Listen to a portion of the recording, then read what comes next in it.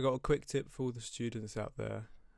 If you feel like you do loads of studying for a really long time but get no results, then it's a quick tip to see how much work you're actually doing and to see how effective you're being with your time. So I actually first saw this in an Ali Abdaal newsletter, and I've since tried it out myself and used it, and I found that it's really helpful.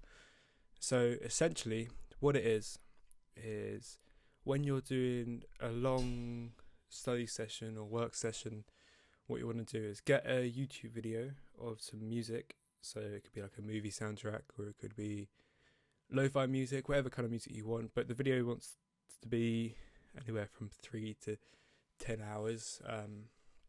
Obviously, the longer working block you're doing, the longer the video will need to be. But so it can't be a live stream, because the whole point of this is that you're tracking how long you actually spend working. So whenever you're sat down and actually working, you press play on the video, but every time you go up to go to the toilet, you get distracted by emails, news, social media, check your phone and get a drink, anything like that, you pause the video.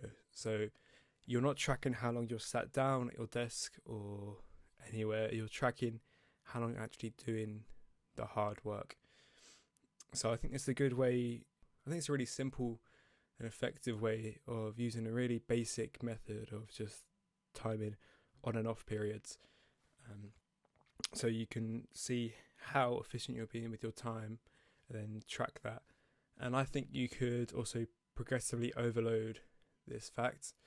So every time you sit down for a 2-hour work block, say the first day you only do an hour of 10 of solid work. Well, that's what the YouTube video says. The next day you aim for an hour 15. So you're not necessarily trying to increase the amount of time you're sat down working for.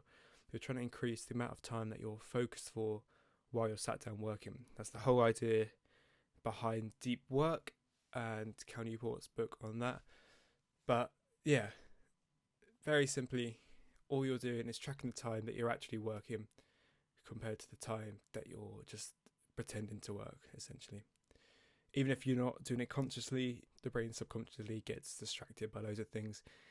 Even things like the toilet, which isn't really a distraction, is still distracting you from your work and takes you out of that flow state. So I thought that was a really helpful tip that helped me.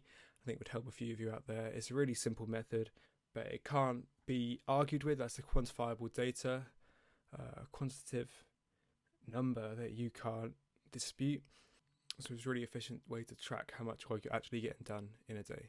I hope that quick tip helped you, and goodbye.